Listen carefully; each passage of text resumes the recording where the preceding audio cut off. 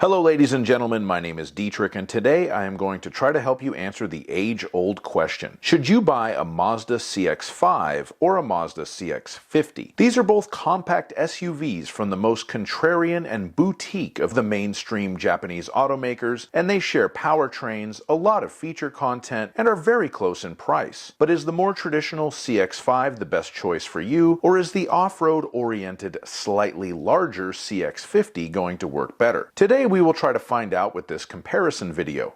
I have driven and reviewed both of these cars.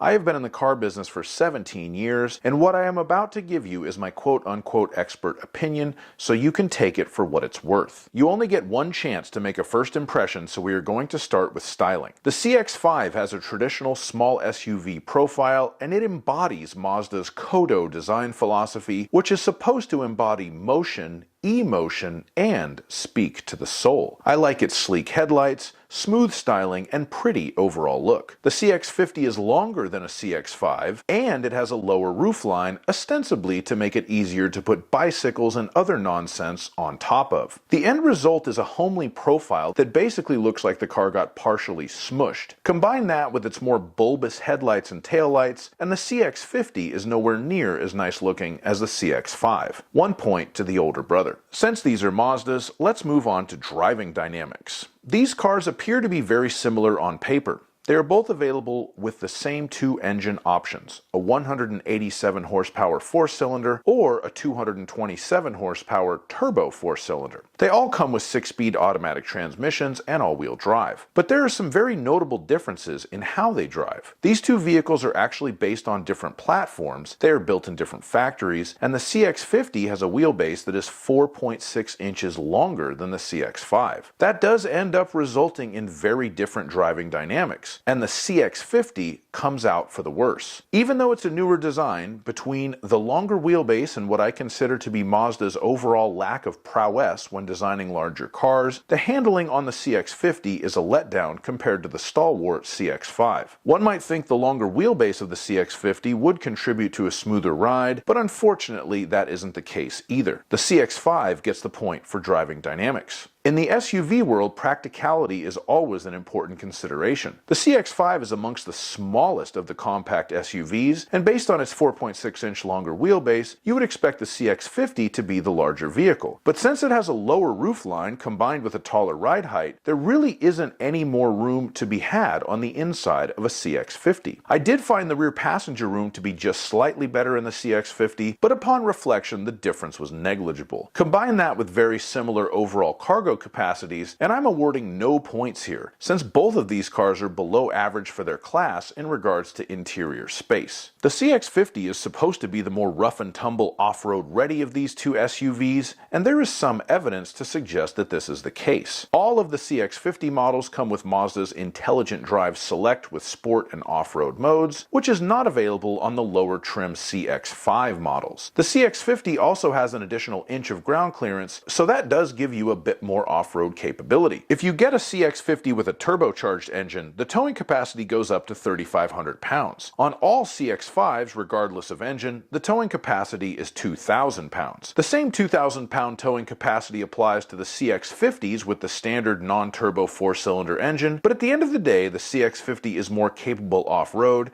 and it can tow more weight, so it earns a point here. The final point that I will award is value. These cars each have 8 different trim levels in their lineups, and overall they are very similar. The CX-5 offers carbon editions that give you trendy black trim and wheels on the exterior, and the CX-50 has the Turbo Meridian edition with extra stickers and standard terracotta leather. On the lower trim levels, the CX-50 is typically $1,000 more than the CX-5, and on the high end that gap widens to between $2,000 and $3,000 on the turbo model.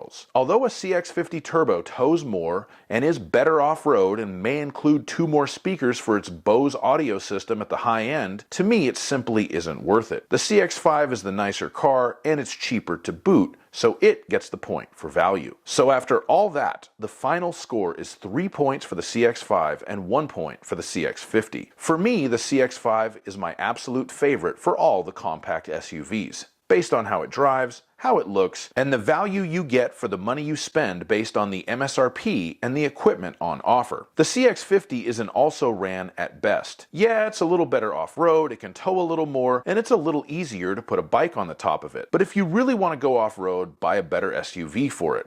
If you really want to tow, buy a better truck for it.